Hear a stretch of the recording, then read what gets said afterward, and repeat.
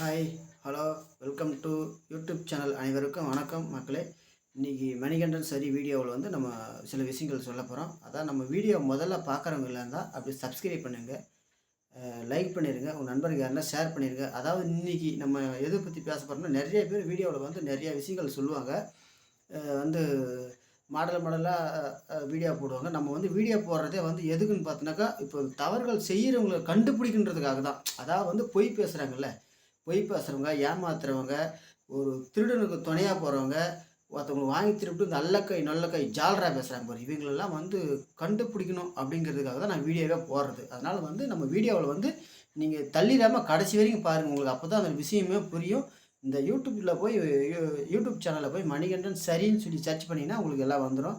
சில விஷயங்களை இப்போ நான் ஃபேஸ்புக் மூலயமா இன்ஸ்டாகிராம்லாம் போடுறேன். நான் அது வர்றதில்ல. ஃபோன் நம்பர் எல்லாம் கொடுத்துறேன். இனி எந்த இது கொடுத்தாலும் சரி, அதை பற்றி நான் பயப்பட மாட்டேன், சொல்லிடுவேன். அது வந்து எப்படின்னா வந்து மக்கள் பொய் பேசுறது, எப்படி பொய் பேசுகிறாங்க, எப்படி ஏமாத்துறாங்க, எப்படி திருடுறாங்க அப்படிங்கிறதுக்காக தான் நான் வீடியோவே எடுத்து போடுறது. இதனால் எந்த ஒரு பிரச்சனை இருந்தாலும் சரி, அது மாதிரி எதுவாக இருந்தாலும் சரி, நான் எங்கேயுமே கூப்பிட்டு இதை பற்றி பேசுறதுக்கு நான் தயாராகிறேன். என்னை கூப்பிட்டாங்கனாக்கா நான் அதை பற்றி கவலைப்பட மாட்டேன். அப்போ நம்ம வந்து என்ன பண்ணணும், இந்த மக்கள் எப்படி பொய் பேசுகிறாங்க, எப்படி திருடுறாங்க, இந்த ஒருத்தவங்க அல்லக்கை நல்லக்கை ஜால்ரா சுத்தமாக எங்களாம் அவங்கள கொஞ்சம் கூட பிடிக்காது. அதாவது வந்து பொய் பேசலாங்க, ஒரு அளவு தான். உறவு முறைங்கிறது மனைவி மற்றும் பிள்ளைகள் அப்படிங்கிறது வந்து நம்ம வீட்டுக்குள்ளே ஒரு பொய் பேசிக்கலாம். நம்ம ஒரு மனைவிக்குள்ளே ஒரு ஒரு பிள்ளைங்கிட்ட ஒரு பொய் பேசிக்கலாம். தொழில் முறையில் வந்து பொய் பேசக்கூடாது. அடுத்தவங்க கூட பொய் பேசுறது ஒரு அளவாக இருக்கணும். அது வாங்கி தின்று பொய் பேசுகிறவங்கள அவங்களுக்கு சுத்தமாக எனக்கு கொஞ்சம் கூட பிடிக்காது. ஏமாற்றவே முடியாதுங்க. என்னப்பா அப்படி பேசுகிற, பொய் பேசுகிற, ஏமாற்றவே முடியாதுன்னு சொல்கிறீங்களா? கண்டிப்பாக அதுக்கு நான் வழி சொல்கிறேன். இந்த வீடியோ மட்டும் தள்ளாமல் பாருங்கள். நான் சொல்கிறேன், உங்களுக்கே புரியும். அதான் வந்து நீங்கள் எந்த ஒரு ஆட்சியில் வந்து அரசாங்கத்தில் வந்து யார் வந்தாலும் இதை வந்து தடுத்து நிறுத்தவே முடியாது. ஆனால் நான் சொல்கிறது மட்டும் நீங்கள் ஃபாலோ பண்ணின்னு வச்சுக்க. இன்றைக்கோ நாளைக்கோ பிறகுற குழந்தைங்க கூட 10 வயசு, 15 வயசு, 20 வயசில் கூட பொய் சொல்கிறதுக்கு, ஏமாத்துறதுக்கு, திருடுறதுக்கு வாய்ப்பே இல்லை அப்படின்னு நான் இந்த வீடியோவில் சொல்கிறேன். எப்படின்னு சொல்கிறீங்களா? அதுதான் சொல்ல போகிறேன் நான். அதான் வந்து நம்ம எந்த ஒரு பிரச்சனை எடுத்துக்கிட்டாலும், ஒரு கட்ட பஞ்சாயத்தாலும் சரி, குட்டை பஞ்சாயத்தாலும் சரி, ஒரு தீர்ப்பு, நாட்டாம தீர்ப்பாக இருந்தாலும் சரி, எதுவாக இருந்தாலும் சரி, சொல்லப்போனாக்கா நீதிமன்றத்திலே கூட சரி.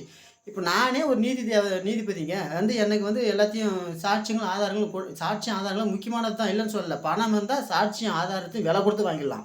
அப்போ பணம் இல்லாத என்ன பண்ண முடியும்? ஒன்றும் பண்ண முடியாது.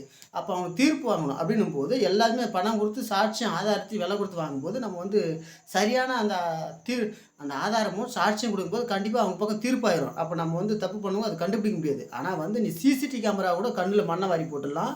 நீ சாட்சி ஆதாரத்தை விட அது முக்கியம் தான். ஆனால் அதை விட கண்ணில் மண்ணை வாரி போட்டால் இதில் ஏமாற்ற முடியாது அப்படின்னு நான் கண்டிப்பாக 100க்கு 100% சொல்கிறேன். புரியுதா? அப்போ வந்து எப்படி ஒரு மனுஷன் பொய் பேசுகிறான்னா, இந்த கட்ட பஞ்சாயத்து, குட்டை பஞ்சாயத்து, இந்த நாட்டாம தீர்ப்பு, இதெல்லாம் வந்து நல்ல கை ஜால்ரா போகிறாங்க பாரு. இவங்க எல்லாம் வந்து அதான் நேராக எங்கே போய் பேசணும்னா, ஒரு கோயிலில் வச்சு பேசணும். ஒரு கோயிலுன்னா இந்த பாருங்க, நான் கேலண்டர் வச்சுக்கிறேன் பாரு. இப்போ இது வந்து என்னன்னா லட்சுமி கேலண்டர் என்கிட்ட இருக்குது.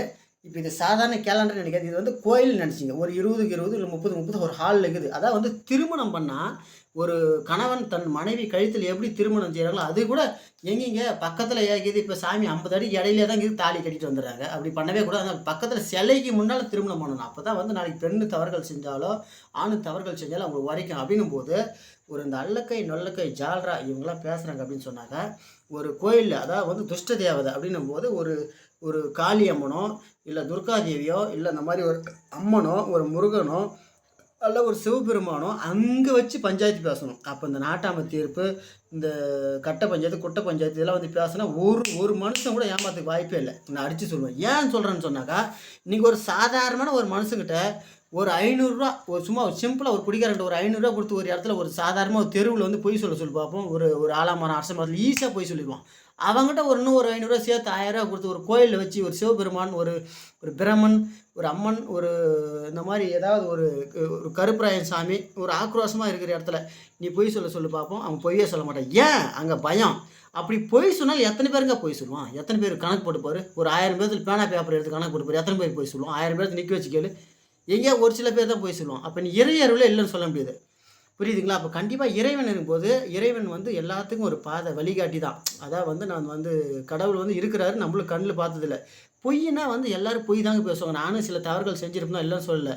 ஆனால் அந்த தவறுகளை வந்து யோசிக்கணும். நான் தவறுகள் எந்த இடத்துல நம்ம தப்பு பண்ணிக்கணும்னு யோசினா மட்டும்தான் அதை என்னால் கண்டுபிடிக்க சொல்ல முடியும். ஆனால் இப்போ இன்றைக்கோ நாளைக்கோ பசங்க நீங்கள் பிறக்கிற பசங்க இனிமேல் பட்டு அந்த தவறுகள் செய்யக்கூடாது. நம்ம தப்பு செஞ்சவங்களும் ஏமாத்துறவங்க, திருடுறவங்க, பொய் சொல்கிறவங்களாம் செய்யக்கூடாதுன்றதுக்காக தான் நம்ம ஒரு இந்த விஷயம் சொல்கிறோம். இப்போ எங்கே ஒரு பஞ்சாயத்து நடந்தாலும் நீ சாதாரணமாக நீ வந்து ஆலாமரம், அரச மரத்தெல்லாம் வந்து கண்டிப்பாக கட்ட பஞ்சாயத்து பேசுகிற கண்டிப்பாக வந்து பொய் பேசிடலாம், ஏமாற்றிடலாம், திருடலாம் அப்படிங்கிறது என் சான்ஸ். நீ கோயில் முன்னால் வச்சு பேசணும்னு சொன்னால் பொய் பேசுறதுக்கு வாய்ப்பே இல்லை. இந்த பணத்தை வாங்கிட்டு கூட ஜாலரா பேசுகிற ஒரு வாய்ப்பே இல்லை. ஏன்னு வச்சுக்க ஒரு கடவுள் வைக்கக்கூடாதுங்க. இப்போ இது வந்து ஒரு குடோன் மாதிரி வச்சுங்க, 4 பக்கம் 4 கடவுள் வச்சிடணும். இது வந்து பிரம்ம, இது சிவன், இது பார்வதி, இங்கே வந்து வெங்கடாசலபதி, பக்கத்தில் கருப்பராயன், இது முருகப்பெருமான், விநாயகர், இப்படி வச்சுக்கணும். நம்ம இது உள்ளே தான் உட்காரணும். அப்போ வந்து இந்த கட்ட பஞ்சாயத்து, இந்த நாட்டாம் தீர்ப்பு, இந்த ஒரு அடிதல், ஒரு சின்ன கிராமத்தெல்லாம் வந்து பஞ்சாயத்தில் நடக்குது மாதிரி. அப்போ வந்து இது சொல்லும் போது அந்த உள்ளக்கிற குற்றவாளிக்கிறான் பாரு, அந்த குற்றவாளி தப்பிச்சு போக முடியாது. அவன் இந்த பக்கம் திரும்பினாக்கா இந்த சாமி பார்த்துக்குவார், சிவபெருமான் பார்த்துக்குவார். இந்த பக்கம் திரும்பினா இங்கே என்ன வெங்கடாசலபதி பார்த்துக்குவார். இங்கே திரும்பினா பார்வதி பார்த்துக்குவார். இங்கே திரும்பினா பிரம்மம் பார்த்துக்குவார். பக்கத்தில் இருக்கிற சாமிகளாக திரும்பி. அப்போ பொய் சொல்ல முடியாது. அப்போ அந்த பொய் பேசுகிறான் பாரு, துணையாக போகிறான் பாரு, அவனும் வந்து இங்கே நிற்க வச்சிங்கனாக்கா, அப்போ இந்த இடத்துல வந்து நிற்க வச்சு அவனும் இந்த ஜாலரா பணத்தை வாங்கிட்டு பொய் பேச முடியும். அவனும் வந்து இப்படி திரும்பி பாரு, கண்டிப்பாக பார்க்க முடியாது. ஏன்னாக்கா அவன் பொய் சொல்ல முடியாது அப்படின்னு அந்த வீடியோவில் சொல்லிக்கிறேன்.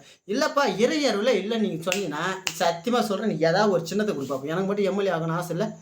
நீ காசு கூட, நான் விபூதி கொடுக்குறேன், விபூதி கூட என்கிட்ட சுத்தமாக நான் கொடுக்க மாட்டேன், என்கிட்ட காசு இல்லை. இருக்கிற கூலம் குப்பை பேப்பர் மட்டை மரம் மயிர் மங்கெல்லாம் போட்டு அதை கொளுத்தி அதை வந்து அது கொளுத்துனா என்ன கிடைக்கும், சாம்பல் கிடைக்கும். அந்த சாம்பல் வந்து விபூதி நினச்சி மக்கள்கிட்ட அள்ளி கொடுக்குறதுல அப்படி கிள்ளி கொடுக்குறேன். யாருக்கு ஓட்டு போடுறான்னு பார்ப்போமா, யாரை மக்கள் ஆதரிக்கிறான்னு பார்ப்போமா.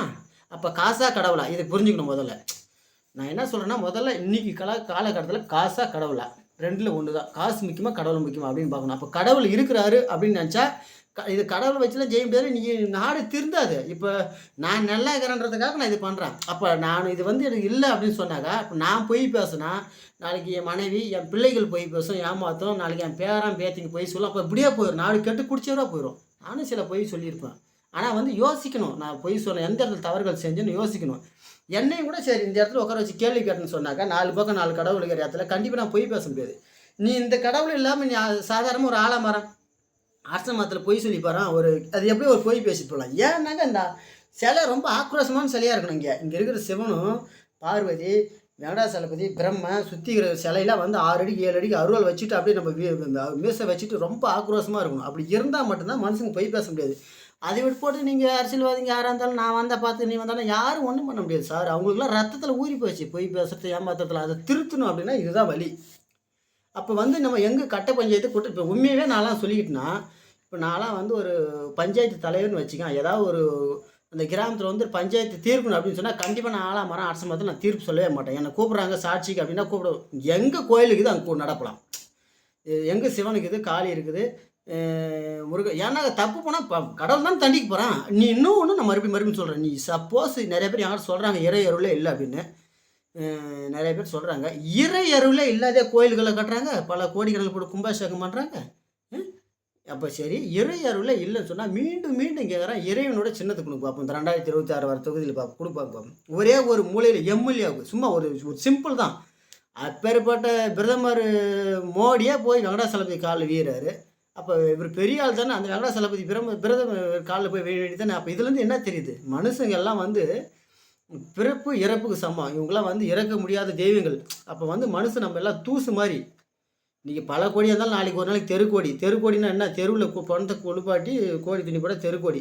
அப்படிங்கிற காலகட்டத்தில் வந்து மக்கள் பொய் பேசுறது, ஏமாற்றுவது, திருடுவது அப்படின்னு உங்கள் குற்றம். அதை தடுக்கணும். அந்த குற்றத்தை இனிமேல் வந்து யாரும் செய்யக்கூடாது அப்படின்னு நினச்சிங்கன்னா, அதனால் வந்து இந்த மாதிரி ஒரு கோயில் குளத்தில் வச்சு பேசலாம்.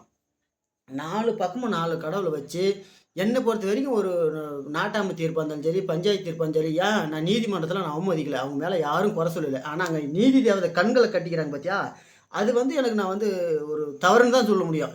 நீ எனக்கு என்ன நினச்சாலும் சரி, நான் அதை பற்றி கவலைப்பட மாட்டேன். அந்த கண்ணு கட்டுறது வந்து இப்போ எப்படி சொல்கிறேன்னா, ஒரு கணவனும் ஒரு மனைவியும் வந்து திருமணம் ஆகிவிட்டால் அவங்க வந்து அந்த காலத்தில் வந்து லைட்டு நிறுத்திட்டு இருட்டில் கசாம்சா வேலை பண்ணுவாங்க. அதாவது வந்து இந்த முதலிரவு நடத்துவாங்க. இப்போ வந்து அந்த இப்போ இருக்கிற காலகட்டத்தில் கணவனும் மனைவியும் திருமணம் செய்து விட்டால் கரண்ட்டே வரலாம் கூட கரண்ட் வரணும்னு சொல்லி 2 பேர் எதிர்பார்க்குறாங்க. அப்போ அவங்க என்ன திருமணம் ஆகி போச்சு இல்லை, அவங்களுக்கு கல்யாணம் ஆகி போச்சு இல்லை, அப்போ எதுக்கு அவங்களுக்கு கோச்சம்? அப்போ உங்களுக்கு தாம்பத்திய உறவத்தில் வந்து கூச்சமே இது பார்க்க வேண்டியதில்லை. அப்போ அந்தமாரி வந்து பிரச்சனை வந்தாச்சு. அந்த கண்ணவே அவுத்து விட்டு தைரியமா பேசலாம். அப்போ கண்ணை அவுத்து விட்டா தான் தெரியும். அப்போ மக்கள் எவன் பொய் பேசுகிறான், யார் ஏமாத்துறான், திருடுறான் அப்படிங்கிறது தெரியும். புரியுதா? அப்போ நேர்மையாக சம்பாதிக்கணும். அப்போ ஒரு பூர்வீக சொத்து எது? இதெல்லாம் வந்து நிறைய நான் இந்த சேனலில் போட்டிருப்பேன். இந்த யூடியூப்பில் வந்து மணிகண்டன் சரின்னு சொல்லி நல்லா பார்த்தீங்கன்னா தெரியும். ஆனால் மீண்டும் மீண்டும் இங்கே எதனா பொய் பேசுவது, ஏமாற்றுவது, திருடுவது குற்றம் அப்படின்னு நீங்கள் நினச்சின்னா இறையருளை வச்சு தீர்ப்பு சொல்லணும். இறைவனை வச்சு கேள்வி கேட்கணும். நீ இறையருளே இல்லைன்னு சொல்லிட்டா மீண்டும் மீண்டும் கேட்குற அந்த சின்னத்தை கொடு பார்ப்போம். எனக்கே தேவையில்லைங்க, உங்களுக்குள்ளே வேறு யாருக்கோ ஒரு சின்னம் கொடுக்க பார்ப்போம். கண்டிப்பாக ஜெயிச்சு வந்துடுங்க. ஏன்னா இது நீங்கள் விளம்பரம் பண்ணாலே போதும். என்ன பண்ணுவாங்க, இங்கே இருக்கிற முருக பக்தன், விநாயகர் பக்தன், அம்மன் பக்தன், சிவபக்தன், பிரம்மன் பக்தன், ராம, ஆஞ்சநேயர் எல்லா தெய்வ பக்தர்களும் ஒன்று சேர்ந்துருவாங்க அந்த தெய்வத்துக்கு ஆதரிக்க. அப்படின்னும் போது அந்த தெய்வ பக்தர்கள் அந்த சின்னம் வந்து நீ ஒரு சாம்பலை இருக்கிற குப்பைகளை போட்டு சாம்பலை கொளுத்தி விபதினு கொடுத்தா கூட அதை வாங்கிட்டு அவங்களுக்கு தான் போட்டு ஓட்டு போடுவாங்க. ஏன்னா அவங்களுக்கு தாண்டி போகிற மாதிரி. அப்போ மக்கள் வந்து யார் பக்கம் ஆதரிக்கிறாங்க அப்படிங்கிறது உங்களுக்கே தெரியும். அப்போ காசாக கடவுள் அன்றைக்கி இருக்கிற காலகட்டத்தில் அப்படின்னு பார்த்தா கண்டிப்பாக நிச்சயமாக கடவுள் தான். கடவுள் இல்லாமல் ஒன்றும் சாதிக்க முடியாது. நான் ஏற்கனவே ஒரு வீடியோவில் போட்டிருப்பேன். நீங்கள் போய் கடவுள் இல்லாமல் போய் ஒரு கடையில் ஒரு ஊதுபத்தி பற்ற வைக்காமல் உங்களால் ஒரு பொருள் கூட வாங்க முடியாது. அப்படி இருக்கிற காலகட்டத்தில் சாதாரண ஒரு மனுஷன் வந்து ஒரு 500 1000 பொய் சொல்லி வாங்குறான் அப்படி கொடுத்துட்டுனா அவன் சாதாரண இடத்துல பொய் சொல்லுவான். அதேமாரி இந்தமாரி கடவுள் சிலைக்கு முன்னால் அவன் 1000 கணக்கில் பணம் வாங்கிட்டு பொய் சொன்னால் கண்டிப்பாக செய்யவே மாட்டான். அப்போ இன்றைக்கி செய்யினா கூட அகராதிக்கு எத்தனை பேர் செய்வான்? 1000 பேர்த்தில் கணக்கு போடும். ஏதாவது ஒரு 10 பேர் செய்வான். அதுக்கு வந்து நம்ம ஏற்றுக்க முடியாது. அப்போ அந்த 1000 பேர்த்தில் வந்து 550 பேர் பொய் பேசிட்டான் அப்படின்னாக்கா நம்ம ஏற்றுக்கலாம். 450 வந்து பொய் பேசுகிற கூட திருந்துறதுக்கு அதிகமான வாய்ப்புகள் நிறையா இருக்குது. இப்போ என்கிட்டலாம் இந்தமாரி வந்து சாட்சின்னு சொன்னால் நான் நிறைய பேர் எடுத்துக்காட்டுவேன். நான் 10 ரூபாய்க்கு கூட பொய் சொல்லுவேங்க. 10 ரூபாய்க்கு நான் 10 ரூபாய்க்கு அந்த 10 ரூபாய்க்கு கூட நான் உண்மை சொல்லுவேன். எப்படி 10 ரூபாய்க்கு கூட நான் சத்தியமணி உண்மை சொல்லுவேன். நான் வாயில் மாறி வந்துச்சு.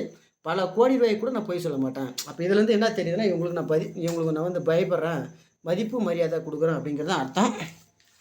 அதனால் வந்து நான் பொய் சொல்லணும் அவசியம் இல்லை. 10 ரூபாய்க்கு நான் மீண்டும் சொல்கிறேன், 10 ரூபாய்க்கு நான் சத்தியம் பண்ணி சொல்லுவேன். ஆனால் இவங்கள போட்டு செய்யினா பல கோடி கொடுத்தாலும் சத்தியம் பண்ண மாட்டேன். அப்போ வந்து இவங்களுக்கு வந்து மதிப்பு மரியாதை. அப்போ வந்து நிறைய பேர் வந்து பொய் பேசுகிறவங்களாம் ஈஸியாக ஏமாந்து அதை தப்பிக்கிறதுக்கு அவங்க வந்து கொஞ்சம் திருந்துறதுக்கு நிறைய வாய்ப்புகள் இருக்குது.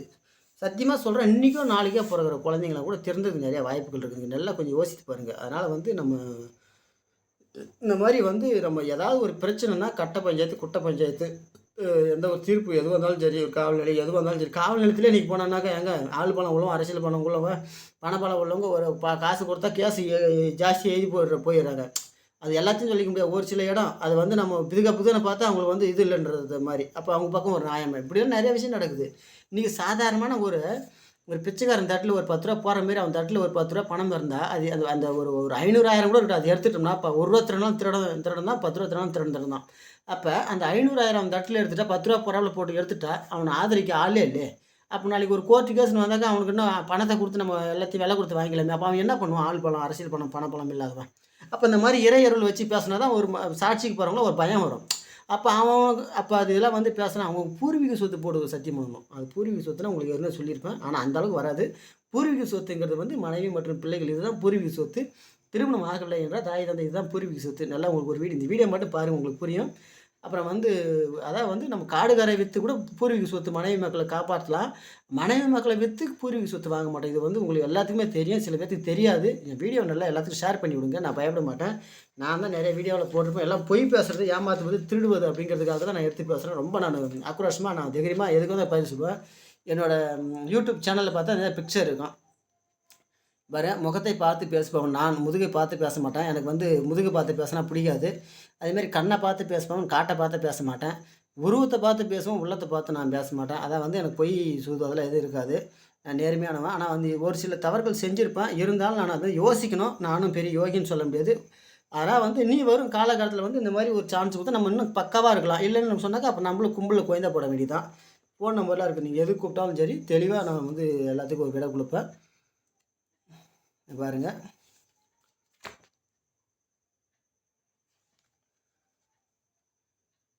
அதனால் வந்து நீங்கள் எது கூப்பிட்டாலும் சரி தெளிவாக பண்ணுறோம்.